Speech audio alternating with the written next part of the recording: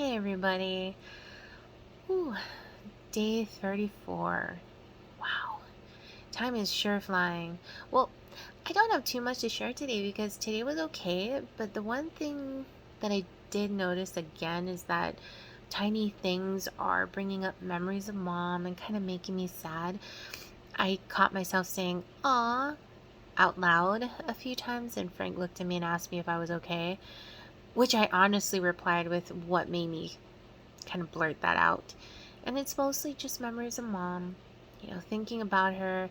When I see a cup in the cabinet, I'm like, "Oh, mom used to use that all the time." And then I remember picturing her using the cup and sipping through the straw, and I go, "Ah," just those little things. But the other thing that I thought about today was my birthday's in 2 weeks. And at first I was like, how am I going to celebrate my birthday without her? How do you trek through holidays with right when you lose somebody? The first year is going to be challenging, and I've come to terms with that. But I did some research trying to figure out, what do other people do? What do they think about that first year of loss? How do they navigate it? And I realized that nobody has a straight answer. There are hundreds of websites out there that discuss grief and holidays. And a lot of them have this thing about lighting a candle. What is that about? We don't light candles in this house because my dad would always say it'll ruin the AC ducts. So we literally don't light candles, haven't for like the 9 years we've lived here. So lighting candles is kind of out of the question.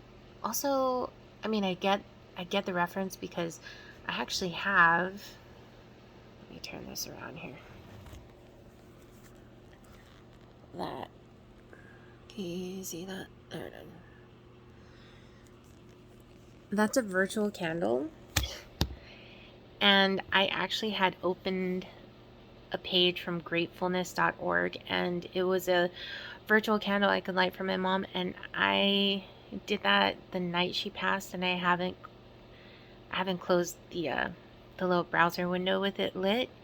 And I'm going to attempt to keep it on for a full year. But anyways, that's the only candle I'm gonna light.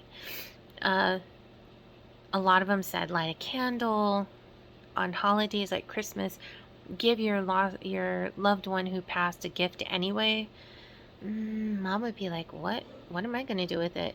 She used to say, because I was thinking maybe I'll buy roses every holiday, but I could hear her telling me, because she used to say it when she was still alive. Why should I get roses after I die? I can't enjoy them when I'm dead, which was her excuse. Literally, that was her excuse to buy roses for herself.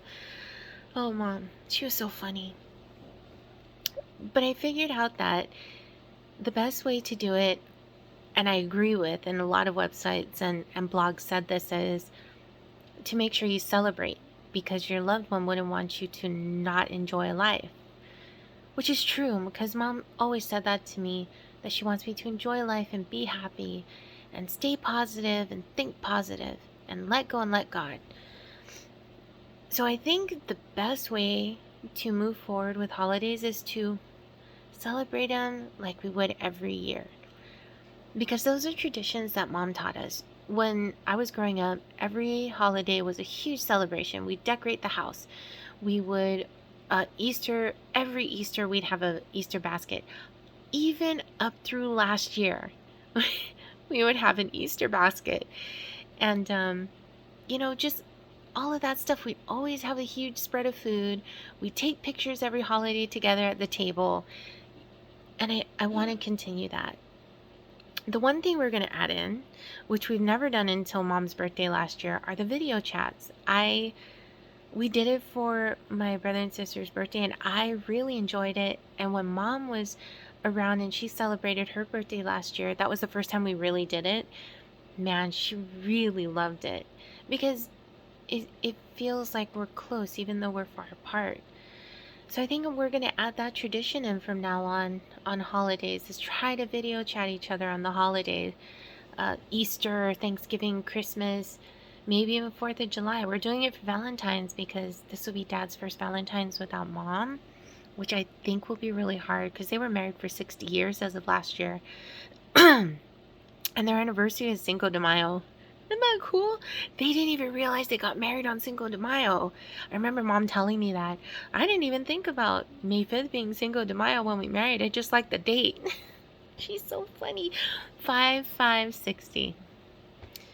Wow, so 60 years last year. But anyways, that's how I'm going to honor Mom and appreciate her, is to continue the traditions she had taught me. Because, and I've said this before, her DNA runs through me, runs through all of us, all of her children and her grandchildren, and she even has great-grandchildren.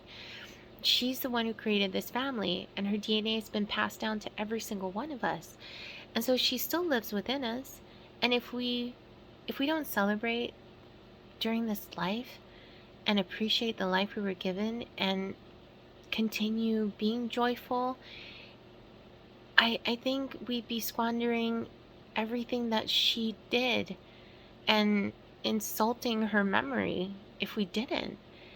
Especially if we didn't want to live or be joyful or be happy. Because, there's always that thought that she's gone.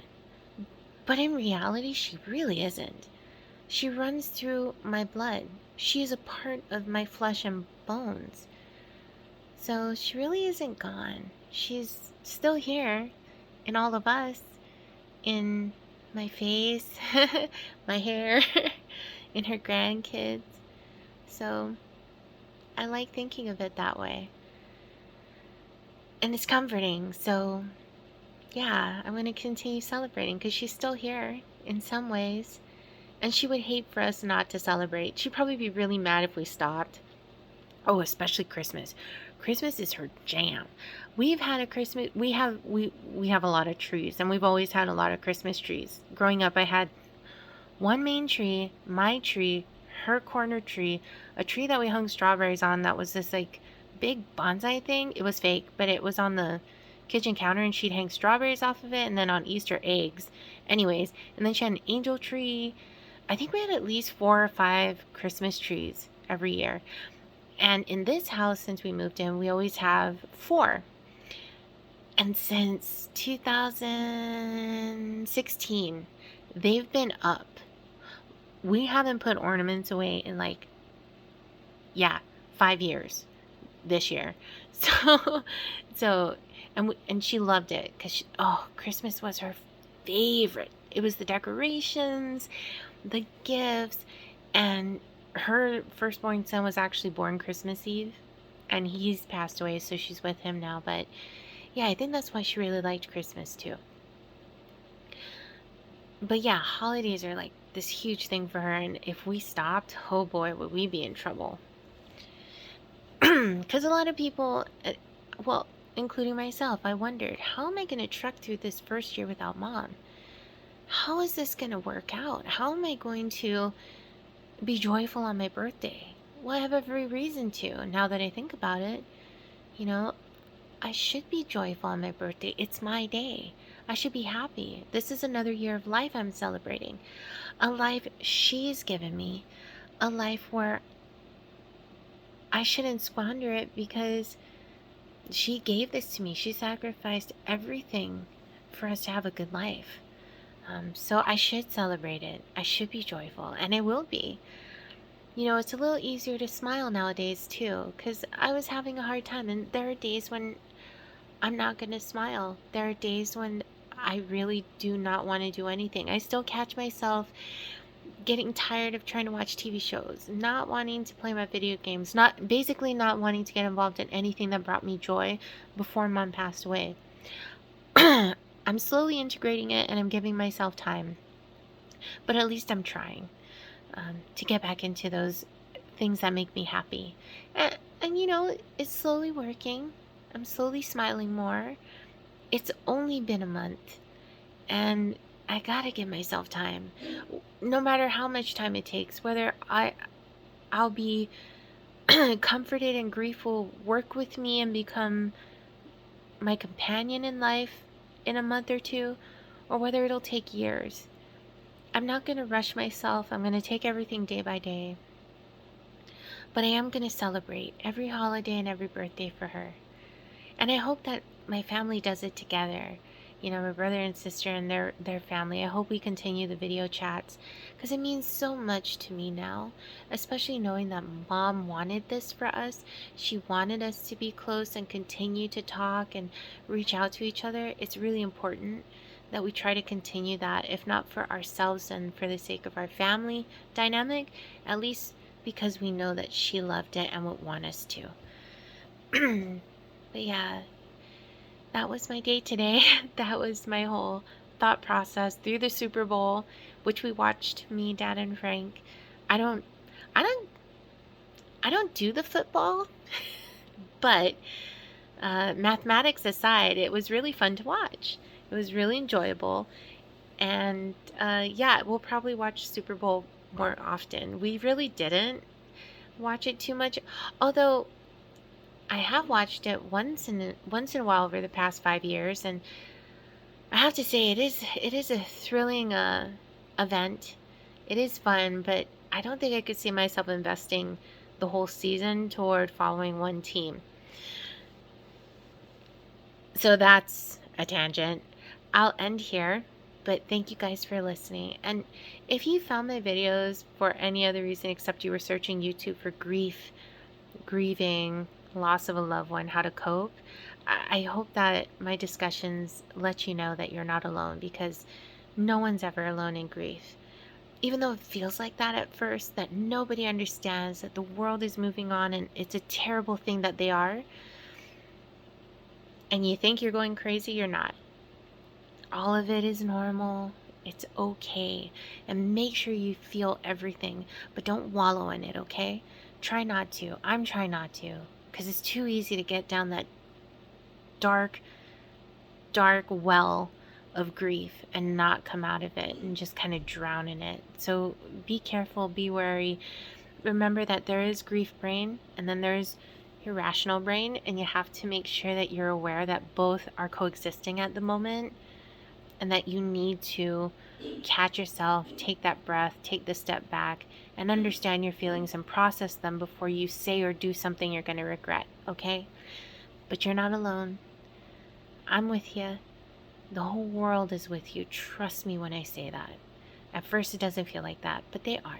All your friends, family, and even me, a stranger. But I hope you have a wonderful, beautiful day or evening.